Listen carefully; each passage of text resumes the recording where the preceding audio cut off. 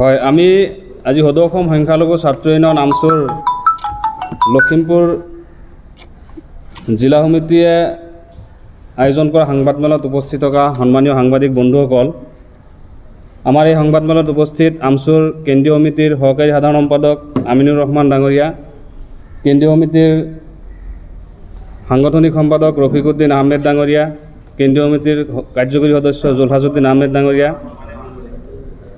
উত্তৰ পূৰ্বাঞ্চল সংখ্যালঘু ছাত্ৰ ইউনিয়নৰ কেন্দ্ৰীয় উপসভাপতি জহিৰুল ইছলাম ডাঙৰীয়া, লখিমপুৰ জিলা আমচুৰ বিষয়ববীয়াসকল, আজিৰ সংবাদমেলৰ মূল বিষয়বস্তুটো হৈছে যে যোৱা 18/2/2025 তাৰিখে বিপুৰীয়া থানাৰ অন্তৰ্গত আমাৰ তিনঠিঙীয়া গাঁও পঞ্চায়তৰ তিনঠিঙীয়া হাইস্কুলৰ এগৰাকী নৱমমান শ্ৰেণীৰ ছাত্ৰী, সেই ছাত্ৰীগৰাকীক আমাৰ এই স্থানতে ACE পাইপলাইন কোম্পানীত কৰ্মৰত এজন বহিৰাজ্য আমি গম পোৱা মতে বিহাৰৰ এজন যুৱকৰ লগত যুৱকে এই ছাত্ৰীগৰাকীক অপহৰণ কৰি লৈ গৈছে। গতিকে আমাৰ কথা হ'ল, সেই ছাত্ৰীগৰাকী যিহেতু নৱমমান শ্ৰেণীত পঢ়ি আছে আৰু ছাত্ৰীগৰাকীৰ বয়স মাত্ৰ 15 বছৰ, গতিকে এই যে নাবালিকা ছোৱালীজনীক লৈ গ'ল, সেই ছোৱালীজনীৰ ভুক্তভোগী পৰিয়ালে যোৱা এই 18 ফেব্ৰুৱাৰীত হোৱা ঘটনাৰ দিনাৰ পিছদিনাই অৰ্থাৎ 19 ফেব্ৰুৱাৰী তাৰিখে এই ছাত্ৰীগৰাকীৰ অভিভাৱকে আমাৰ স্থানীয় বঙালমৰা আৰক্ষী চকীত এখন এজাহাৰ দাখিল কৰিছিলে। কিন্তু দুৰ্ভাগ্যজনকভাৱে এই এজাহাৰ দাখিল কৰাৰ প্ৰায় 4-5 দিন উকলি যোৱাৰ পাছতো আৰক্ষীয়ে কোনো ধৰণৰ পদক্ষেপ গ্ৰহণ নকৰাত উক্ত ভুক্তভোগী ছাত্ৰীগৰাকীৰ অভিভাৱকসকলে আমাক লখিমপুৰ জিলা সংখ্যালঘু ছাত্ৰ ইউনিয়নক এখনি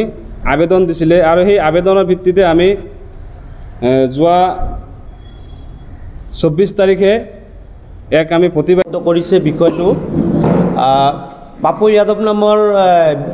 বহিৰাজ্যৰ বিহাৰী যুৱকজনে ACE পাইপলাইন প্ৰাইভেট লিমিটেড কোম্পানীত কৰ্মৰত যুৱকজনে কৰ্মৰত অৱস্থাত ছোৱালীজনীৰ লগত চিনাকি হৈ ইয়াৰ পৰা অপহৰণ কৰি নিয়া সন্দৰ্ভত পৰিয়ালে আমাক যিটো আবেদন দিছিলে, সেই আবেদন সন্দৰ্ভত আমি লখিমপুৰ জিলা আমচু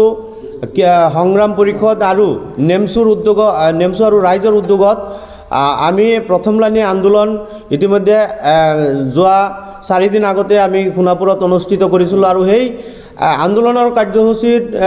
যোগেদি ঘোষণা কৰা হৈছিলে যে 24 ঘণ্টাৰ ভিতৰত আমাৰ ছোৱালীজনী উদ্ধাৰ কৰি দিব লাগে। যিহেতু আজিৰ তাৰিখলৈকে 12 দিন প্ৰায় উকলি গৈছে, আজিলৈকে ছোৱালীজনী উদ্ধাৰ নকৰা আৰু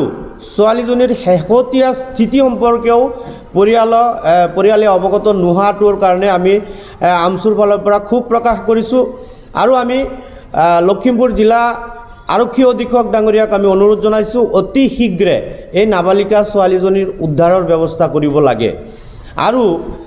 বিষয়টো যিহেতু ACE পাইপলাইন প্ৰাইভেট কোম্পানীৰ লগত জড়িত আছিল, গতিকে আমাৰ ৰাইজ এতিয়া উদ্বিগ্ন, চিন্তিত, আৱেগিক আৰু ক্ষোভিত হৈ আছে। গতিকে ACE পাইপলাইন প্ৰাইভেট লিমিটেড কোম্পানীৰ যিখিনি কাম সেইটো অঞ্চলত চলি আমচুৰ নেতৃত্বই যি বক্তব্য দাঙি ধৰিছে, আমাৰ নেমচুৰ ফালৰ পৰা উক্ত ঘটনাৰ ওপৰত দাবী আমাৰ লখিমপুৰ জিলা প্ৰশাসন ইতিমধ্যে জনোৱা হৈছে। স্মাৰক পত্ৰ যোগে আমি 3টা সংগঠন আৰু আমি ইতিমধ্যে আন্দোলন কৰি গৈছোঁ। এই বিষয়ৰ ওপৰত লখিমপুৰ জিলা প্ৰশাসনে অতি গুৰুত্ব দিব লাগে আৰু কঠোৰ হ'ব লাগে। আমাৰ যিহেতু নাবালিকা ছোৱালী, আমাক সমজাই দিব লাগে, নহ'লে ৰাইজ উত্তেজিত হৈ পৰিছে, যিকোনো পৰিস্থিতি উদ্ভৱ হ'ব পাৰে।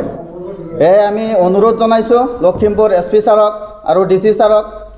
আমাৰ সমাজত আমাৰ ছোৱালী, নাবালিকা ছোৱালী 15 বছৰীয়া ঘূৰাই দিব লাগে, নহ'লে আমি ৰাইজৰ সহযোগত বিভিন্ন দল সংগঠনে জংগী আন্দোলন ঘোষণা কৰিবলৈ বাধ্য হ'ম। ধন্যবাদ।